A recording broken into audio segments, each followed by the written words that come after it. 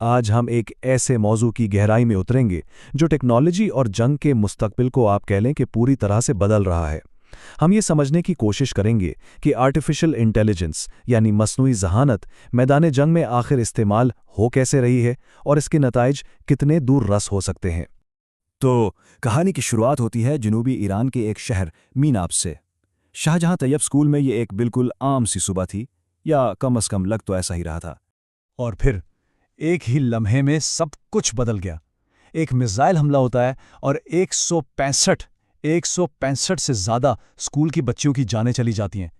ان میں سے زیادہ تر کی عمریں 7 سے 12 سال کے بیچ تھیں۔ یہ جو تباہی ہوئی، یہ ایک بہت ہی خوفناک سوال کو جنم دیتی ہے۔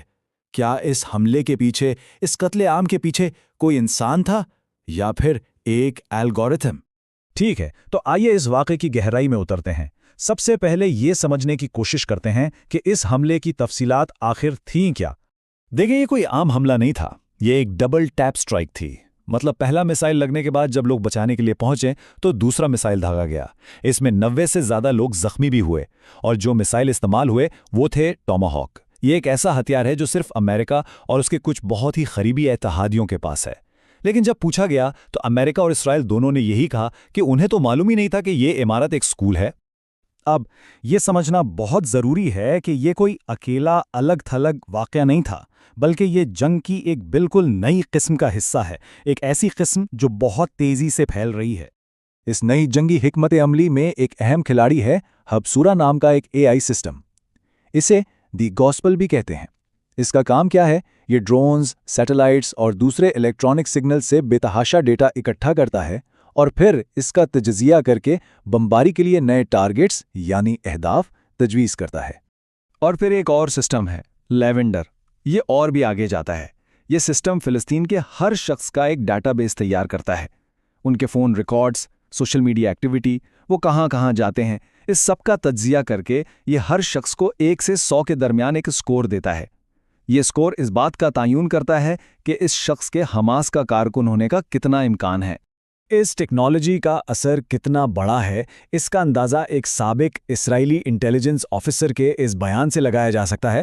انہوں نے کہا کہ اس ٹیکنالوجی نے اسرائیلی ڈیفنس فورس کو ایک بڑے پیمانے پر قتل کی فیکٹری میں بدل دیا ہے۔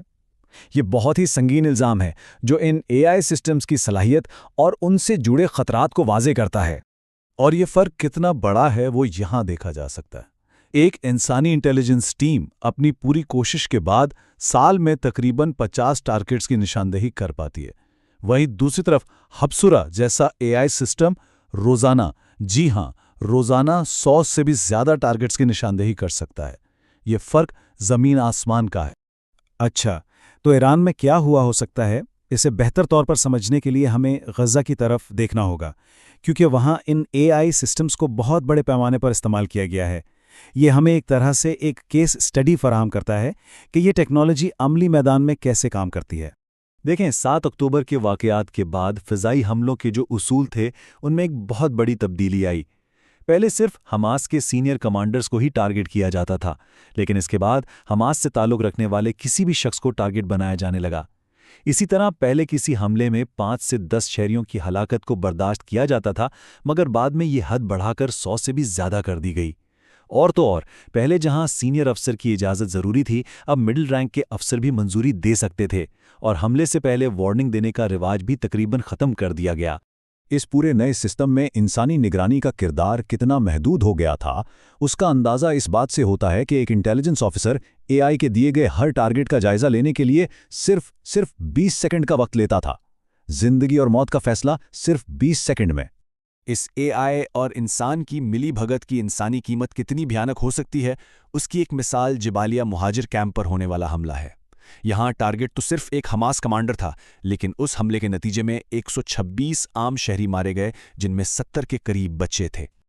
تو اب اس ساری معلومات کی روشنی میں واپس ایران کے اس واقعے پر آتے ہیں اور یہ سمجھنے کی کوشش کرتے ہیں کہ آخر وہ المناک غلطی ہوئی کیسے تھی۔ سیٹلائٹ تصاویر سے جو کہانی سامنے آتی ہے وہ بالکل واضح ہے۔ 2013 میں یہ اسکول کی عمارت ایک فوجی اڈے کا حصہ تھی، لیکن پھر 2016 میں نئی دیواریں بنا کر اسکول کو فوجی کمپلیکس سے بالکل الگ کر دیا گیا۔ 2018 تک تو یہاں شہریوں کے لیے 3 نئے گیٹس کھل چکے تھے और सैटेलाइट इमेजेस में बच्चों का खेल का मैदान भी साफ नजर आ रहा था। यानी हमले के वक्त ये इमारत तकरीबन एक दहाई से एक सिविलियन स्कूल के तौर पर काम कर रही थी। तो फिर इसे निशाना क्यों बनाया गया? यहाँ दो बहुत ही खौफनाक इम्कानात हमारे सामने आते हैं। पहला इम्कान, आउटडेटेड डेटा, यानी एआई सिस्टम 10 साल पुरानी मालूमात इस्तेमाल कर रहा था और उसके लिए वो स्कूल आज भी एक फौजी अड्डा था, और इस गलती को पकड़ने के लिए कोई मौसर इंसानी निगरानी मौजूद ही नहीं थी।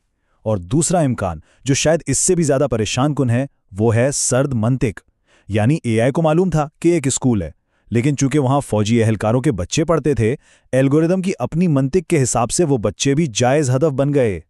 ये वाकया हमें एक बहुत बड़ी बहस की तरफ ले जाता है, और वो बहस ये है कि एआई से चलने वाली जंगों में इंसान का किरदार क्या होना चाहिए या क्या होना ही नहीं चाहिए।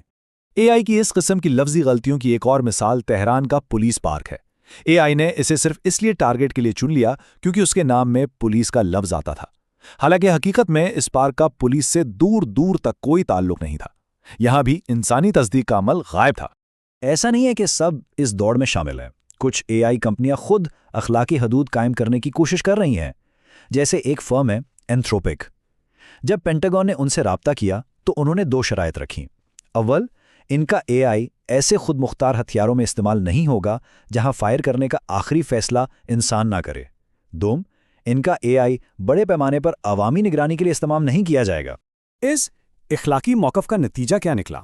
पेंटागन ने फौरन एंथ्रोपिक को ब्लैकलिस्ट कर दिया और उसे सप्लाई चेन के लिए खतरा करार दे दिया। ये वाकया जाहिर करता है कि मिलिट्री में एआई के इस्तेमाल पर किसी भी किस्म की पाबंदी हटाने के लिए कितना ज़्यादा दबाव मौजूद है।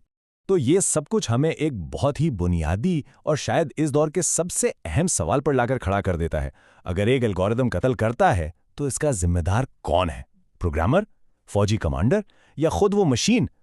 जैसे जैसे हम जिंदगी और मौत के फैसले मशीनों के हवाले करते जा रहे हैं, इस सवाल का जवाब तलाश करना भी उतना ही मुश्किल और ज़रूरी होता जा रहा है।